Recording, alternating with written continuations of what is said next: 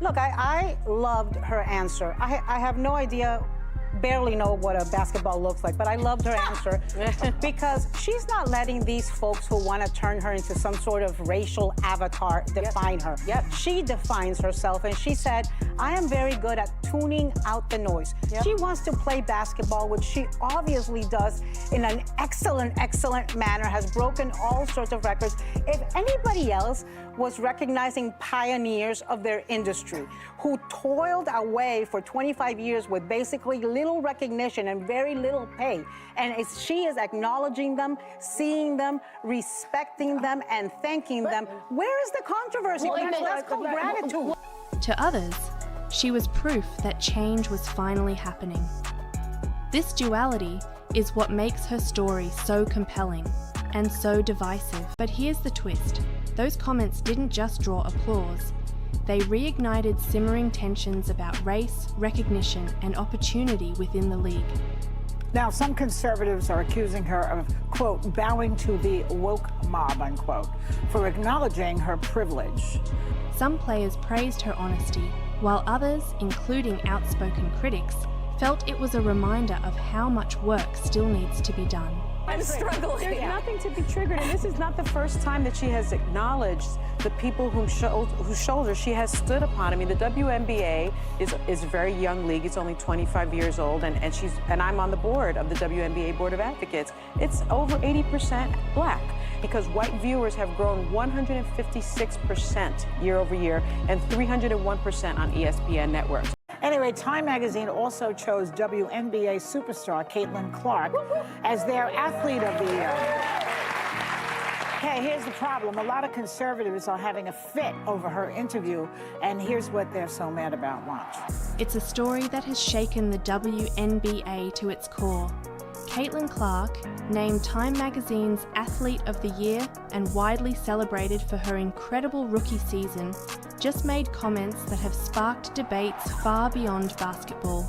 Her acknowledgement of race and privilege within the league has left fans divided, players reflecting, and commentators like Stephen A. Smith passionately defending her stance.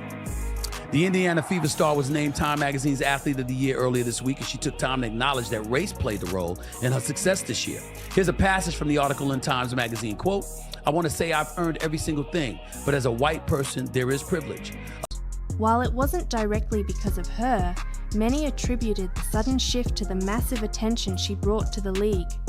Therefore, when critics accused Clark of benefiting from a system that had long ignored black players, it wasn't entirely surprising, but Smith's counterpoint was clear.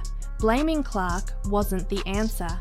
He drew parallels to the civil rights movement, saying, When black folks was marching during the civil rights era and fighting every battle they possibly could, they weren't dismissive, nor did they insist in denigrating the white people who marched with them.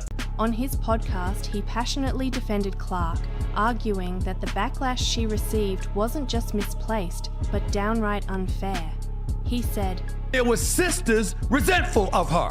Be resentful of the system. Be resentful of the folks, primarily the white folks, who basically disenfranchised y'all all of these years before she came along, who denied you the acclaim and the allure and the profits you richly deserved. But you don't take that out on Caitlin Clark. Not her. Smith's argument boiled down to this. Clark wasn't the problem. To understand why Clark's comments carried so much weight, you need to look at the history of the WNBA. For years, players have fought for better pay, more media coverage, and improved working conditions. They've marched, protested, and spoken out, often with little to show for it. However, Clark's arrival coincided with one of the most significant changes in the league's history, the introduction of charter flights. For over 2 decades, WNBA teams flew commercial, a reality that players like Sue Bird and Diana Taurasi had called out for years. But within weeks of Clark's rookie season, charter flights became a reality. But others were more critical. One anonymous player reportedly said, "It's easy to talk about privilege when you're the one benefiting from it. Let's see her talk about equity when it comes to paychecks." This tension between gratitude and frustration is what makes Clark's situation so unique. On one hand, she's a trailblazer, breaking barriers and elevating the league in ways few thought possible. But on the other hand, her success serves as a stark reminder of how far the league still has to go. But here's the kicker: those comments might redefine how the league sees itself and its future. Stay with us, because by the end of this video, we'll reveal the shocking truth about what's happening behind the scenes and how Caitlin Clark's actions are forcing everyone to reevaluate their perspectives.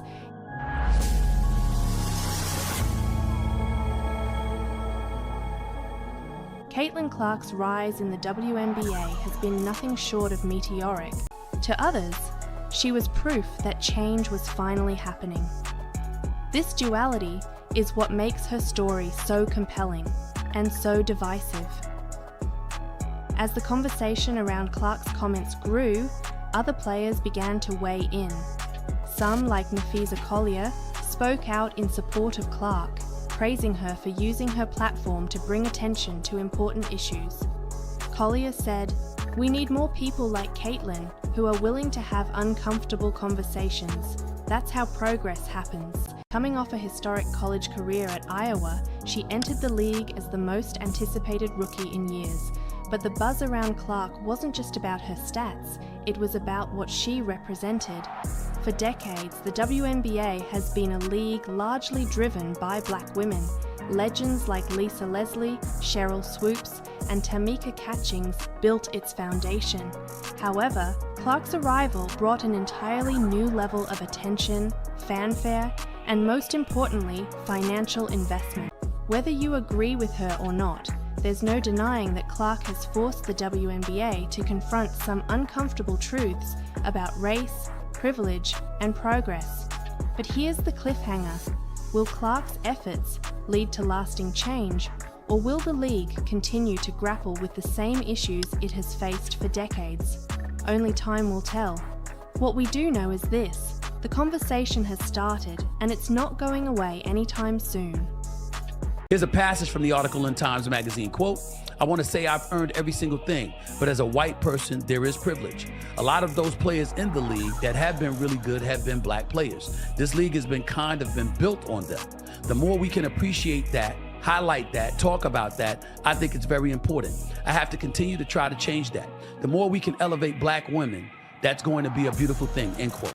Into the WNBA, like I've said, I feel like I've earned every single thing that's happened to me over the course of my career. But also, I grew up a fan of this league from a very young age. Like, my favorite player was Maya Moore. Like, I know what this league was about. And like I said, like, it's only been around 25 plus years. So I know there's been so many amazing Black women that have been in this league, and continuing to uplift them, I think, is very important. And that's something I'm very aware of. And here's the part you've been waiting for: the shocking truth about Caitlin Clark's impact on the WNBA. Despite the criticism, Clark has continued to use her platform to push for change. She's met with league officials to discuss pay equity. She's collaborated with other players on initiatives to highlight the contributions of Black athletes. And most importantly, she's refused to back down.